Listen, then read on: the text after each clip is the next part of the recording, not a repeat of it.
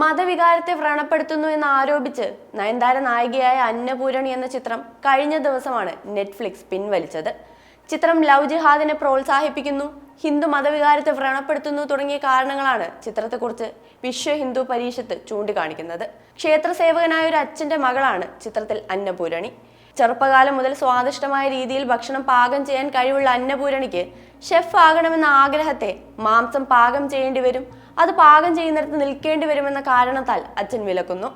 എന്നാൽ സഹപാഠിയും അന്നപൂരണിയെ സ്വകാര്യമായി സ്നേഹിക്കുകയും ചെയ്യുന്ന ഫർഹാൻ എന്ന കഥാപാത്രം രാമൻ പണ്ട് വനവാസകാലത്ത് മാംസം കഴിച്ചിരുന്നു എന്ന് പറയുന്നിടത്താണ് ഹിന്ദു പരീക്ഷത്ത് ചൂണ്ടിക്കാണിക്കുന്ന ആദ്യത്തെ പ്രശ്നം. ഇനി മറ്റൊരു പ്രശ്നം ഈ അഡ്വൈസ് കൊടുക്കുന്ന ജയ്യുടെ കഥാപാത്രമായ ഫർഹാൻ തന്നെയാണ്. അത് ലവ് ജിഹാദിനെ പ്രോത്സാഹിപ്പിക്കുന്നു എന്നതാണ്. തിരക്കഥ കൊണ്ടും മേക്കിംഗ് കൊണ്ടും വളരെ വീക്കായ, ഒരു തവണ പോലും പ്രേക്ഷകന് കണ്ടു തീർക്കാൻ കഷ്ടപ്പാട് തോന്നുന്ന സിനിമ തന്നെയാണ് അന്നപൂരണി. ക്ലൈമാക്സ് രംഗത്തിലെ ബിരിയാണി വെക്കും മുമ്പേ നമസ്കരിക്കുന്ന നായികയൊക്കെ കുറച്ച് ഓവറല്ലേ എന്ന് കാണുന്നവന് തന്നെ തോന്നുമെന്നതിലും സംശയമില്ല. അന്നപൂരണിയെയും മതവികാരത്തെ വ്രണപ്പെടുത്തുന്നു എന്ന് ആരോപിക്കപ്പെടുന്ന ഭാഗങ്ങൾ മുറിച്ചു മാറ്റാമെന്ന തീരുമാനത്തിലെത്തിയ C5-നെക്കാളും അത് നീക്കം ചെയ്യേണ്ടി വന്ന നെറ്റ്ഫ്ലിക്സിനെ കുറിച്ച് ഒരു കാര്യം നിങ്ങളോട് പറയേണ്ടതുണ്ട്.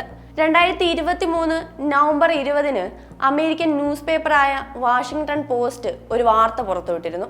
OTT രംഗത്തെ ഭീമന്മാരായ നെറ്റ്ഫ്ലിക്സ്, പ്രൈം വീഡിയോ എന്നിവർ ഇന്ത്യയിൽ നിന്ന് സമ്മർദ്ദം നേരിടുന്നതിനാൽ പൊളിറ്റിക്കൽ സിനിമകൾ എടുക്കുന്നതിൽ നിന്ന് പിൻവാങ്ങുന്നു എന്നതായിരുന്നു ആ വാർത്ത. വാഷിംഗ്ടൺ പോസ്റ്റ് പുറത്തുവിട്ട ആ വാർത്തയിൽ സംഘപരിവാറിന്റെ ഹിന്ദുത്വ അജണ്ട മുന്നോട്ട് കൊണ്ടുപോകാനുള്ള ശ്രമമാണ് ഇത്തരം OTT പ്ലാറ്റ്ഫോമുകൾക്ക് നേരെയുള്ള സെൻസറിംഗ് എന്ന് കൃത്യമായി പരാമർശിക്കുന്നുണ്ട്. ഇന്ത്യയുടെ ആദ്യത്തെ സീരീസായ സേക്രഡ് ഗെയിംസ് മുതൽ തന്നെ ഇന്ത്യയിൽ ഈ വിമർശനങ്ങൾ ഉയർന്നു തുടങ്ങുന്നുണ്ട്. അതിനുശേഷം വന്ന ലൈലയിലും പാതാൾ ലോകിലും ഇതേ ഭീഷണി ആവർത്തിക്കപ്പെടുന്നുണ്ട്. ഹിന്ദുത്വ ഗ്രൂപ്പുകളുടെ എതിർപ്പും ഭീഷണിയും ഉയരുന്നതിന് പിന്നാലെ OTT ഭീമന്മാർ പല കണ്ടന്റുകളും ആലോചനാ വേളയിൽ തന്നെ സെൽഫ് സെൻസർഷിപ്പിന് വിധേയമാക്കുന്ന സാഹചര്യമുണ്ടായി. 2021 ജനുവരിയിൽ പുറത്തിറങ്ങിയ സെയ്ഫ് അലി ഖാന്റെ താണ്ഡവ് എന്ന സീരീസും സമാനമായ രീതിയിൽ ഭീഷണിക്കിരയായി. അനുരാഗ് കശ്യപിന്റെ മാക്സിമം സിറ്റി എന്ന ചിത്രവും $10 ലക്ഷം മുടക്കി നിർമ്മിച്ച അടിയന്തരാവസ്ഥ പ്രമേയമാക്കിയ ഇന്ദിരാസ് എമർജൻസി എന്ന ഡോക്യുമെന്ററിയും നെറ്റ്ഫ്ലിക്സ് ഉപേക്ഷിക്കാനുള്ള കാരണവും ഇത്തരത്തിലുള്ള ആക്രമണങ്ങളും സമ്മർദ്ദങ്ങളുമാണ്.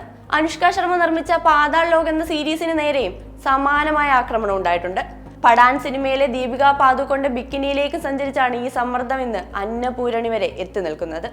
സിനിമാറ്റിക് എലമെന്റുകളെയോ കഥയോ തിരക്കഥയോ മേക്കിങ്ങിനെയോ ആസ്പദമാക്കി നോക്കുമ്പോൾ ആവറേജിനും എത്രയോ താഴെ നിൽക്കുന്ന ഒരു സിനിമ തന്നെയാണ് അന്നപൂരണി. എന്നാൽ എന്ത് കാണണമെന്ന പ്രേക്ഷകന്റെ കാഴ്ചയ്ക്ക് എനിക്കിഷ്ടമില്ലാത്തത് അല്ലെങ്കിൽ ഞങ്ങൾക്ക് അംഗീകരിക്കാനാകാത്തത് നിങ്ങൾ കാണണ്ട എന്ന മൗലികവാദ നിലപാടാണ് പ്രശ്നം.